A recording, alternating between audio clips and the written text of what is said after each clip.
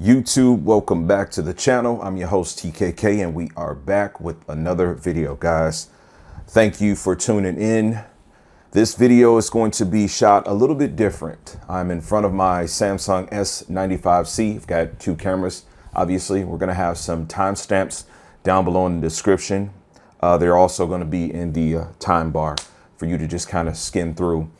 I want to shoot this content today in the perspective I want to come from is going to be with just answering some recent frequently asked questions, right? I just want to talk about a few different topics. So the timestamps are going to allow you to be in a position where, you can kind of, go left or right, wherever you want to go. I'm going to turn my microphone down just a little bit.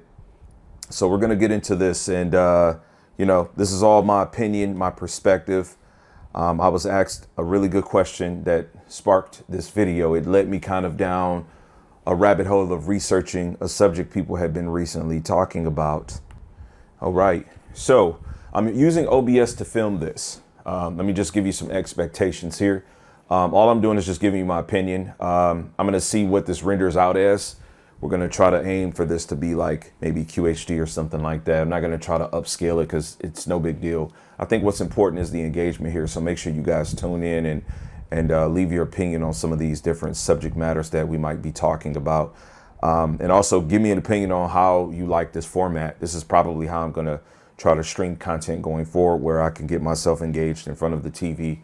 I was supposed to have done a live yesterday, but I was extremely tired. Like, honestly, the last 2 days were pretty brutal getting this TV set up. And then there was a lot of behind the scenes content. I started shooting some stuff around A95C and, it's a lot, man. It is. I don't have a big team like most guys that do this kind of content, kind of a one-man show, but it's pretty aggressive on me. In any event, let's get into this first topic. All right, I had a gentleman named Raging Grinch left me a comment about 1 hour and a half ago, maybe 2 hours to me recording this and talking to you guys.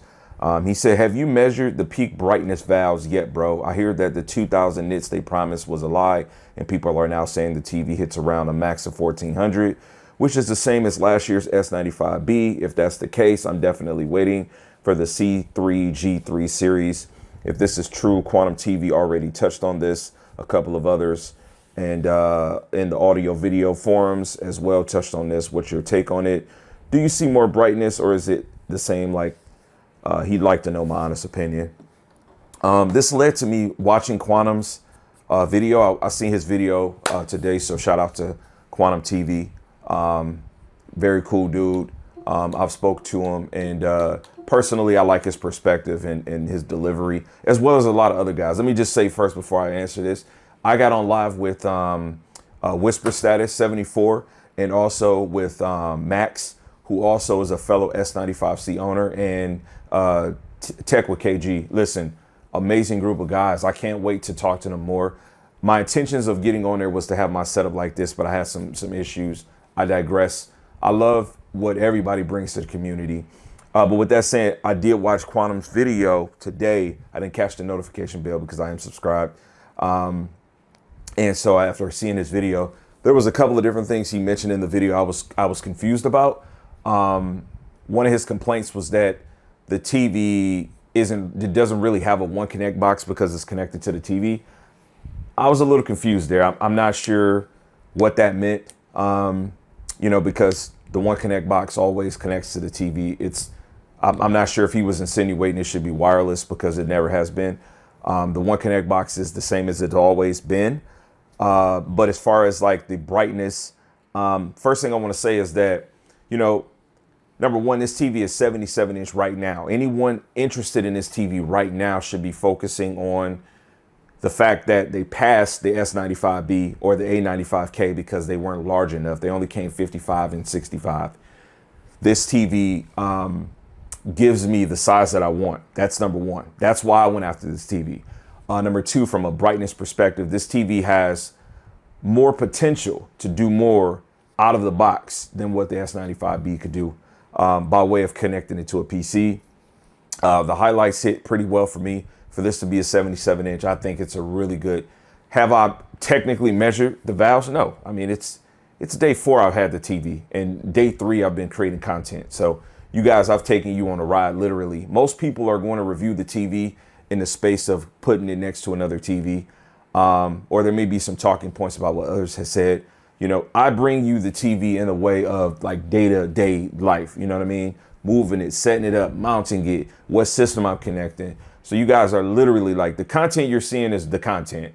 We only just got it connected to everything yesterday. And then immediately after that, we put together a gaming review. Check that out if you haven't. I'll card that in right now. So check that out. Gaming review, PC gaming review on this thing.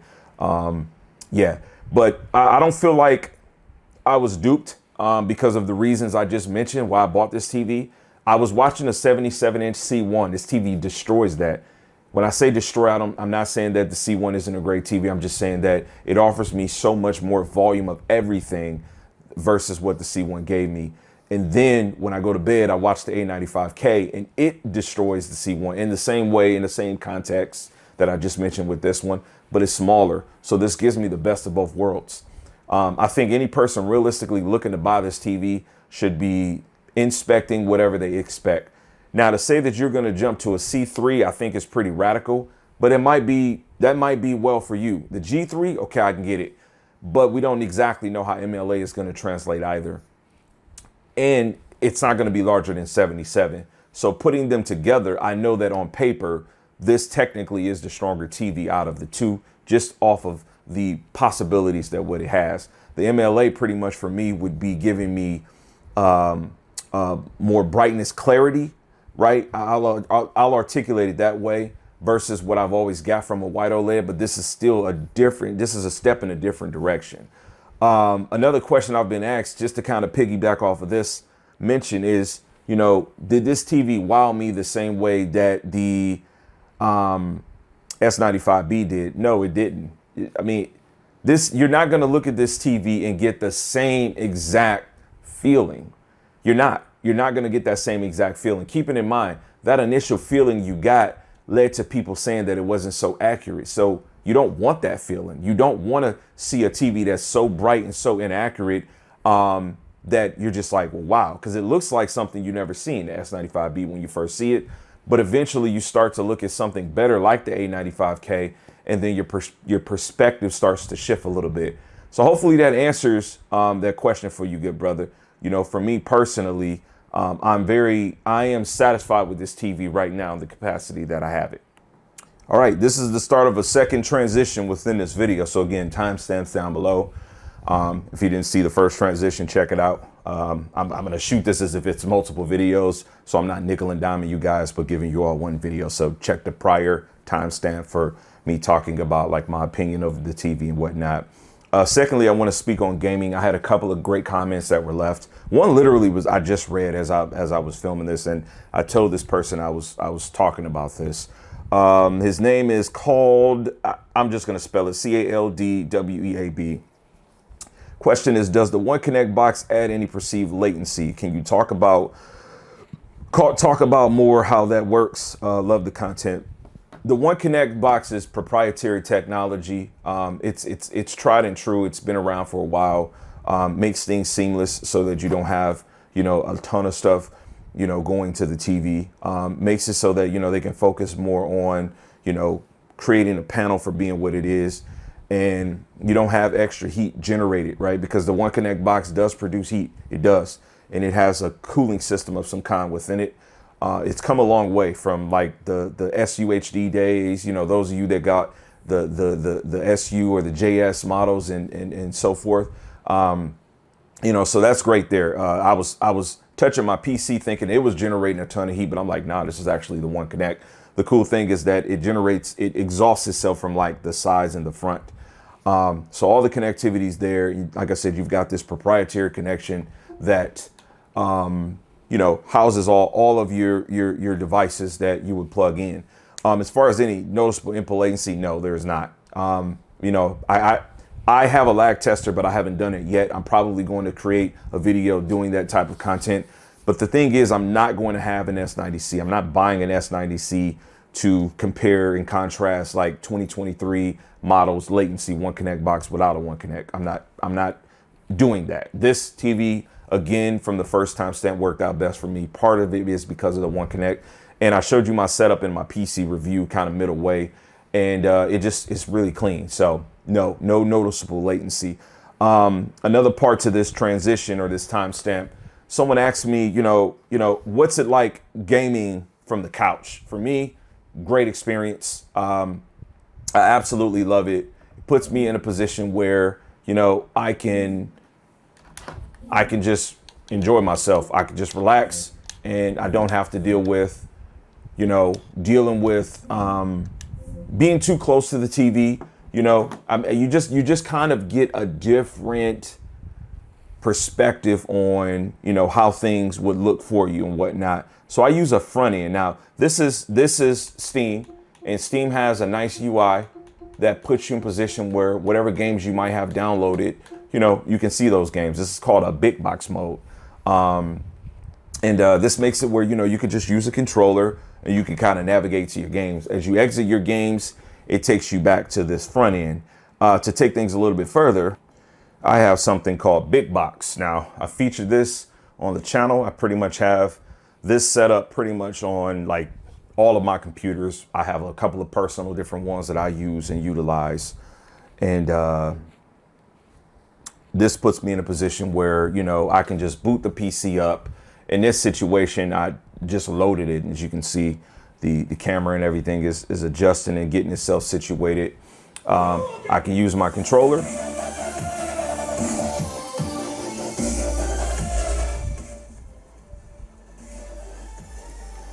So I'm filming this kind of as if it was done live. So I have some attractions, whatnot that come up. And I've got a ton of different systems here, that put me in a position where, I can load all kind of content and games and things of that sort. This is a really good option. Consider a front end because I PC game, this works well for me. So how we were just looking at my Steam games. So this category called Windows is going to house those titles. It's going to have, a bunch of different type of content that comes up. So all these different games that I've got, whether they're loaded or not, I don't have all of them loaded, but puts me in a position where I've got, my games loaded up. I can play any of these games, and this just comes out to be a great experience for me. Something real enjoyable. But to take it even further, now this is just extra I'm doing, because I've showed this and shared this on the channel before. I've got a multitude of different titles all loaded on here. So I've got Xbox games, I've got Xbox 360 games, I've got arcade games, I've got Sega Dreamcast, TurboGrafx 16, I've got Taito X, I've got some arcade content. I always post arcade content every Monday. So just to kind of plug that in, we've got Nintendo 64, we've got DS, we've got NES, SNES, Game Boy, Game Boy Advance, GameCube. I've got pretty much the entire GameCube collection loaded up on here. So again, this is just some filler content. This is how I'm enjoying my Samsung S95C, right? I can sit down and play all these titles. I just hit the game's gonna load up.